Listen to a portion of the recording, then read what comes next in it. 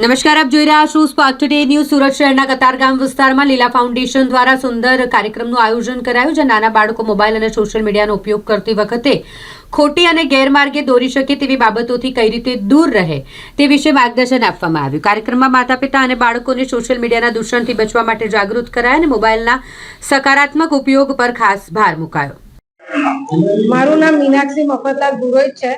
હું મા લીલા ફાઉન્ડેશન ટ્રસ્ટ જે છે એ હું ચલાવું છું અને આજે અમે સુરતમાં કતારગામ ખાતે મહિલા સશક્તિકરણ હિન્દુ મહિલા સશક્તિકરણના નામે સેમિનારનું આયોજન કર્યું છે। તેનો મુખ્ય હેતુ છે કે બાળકોમાં મોબાઈલનું જે દૂષણ છે, એના રેડિયેશન જે બાળકોને નુકસાન કરી રહ્યા છે, એનું માર્ગદર્શન દીકરીઓની હાલના સમયે જે સાયબર ક્રાઇમ ને જે કોઈ બી સોશિયલ મીડિયા દ્વારા જે કોઈ બી એમની જોડે ઘટનાઓ ઘટે છે તે કઈ રીતે આપણે ઓછી કરી શકીએ, અને બીજું બહેનોમાં એ લોકો માટેનું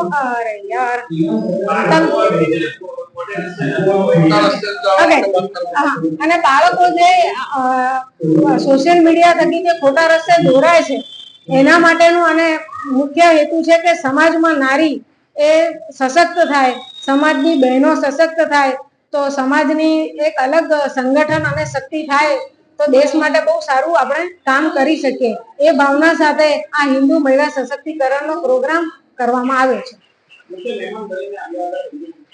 મુખ્ય મહેમાનમાં આપણા બીએ ભટ્ટ મેડમ આવ્યા છે।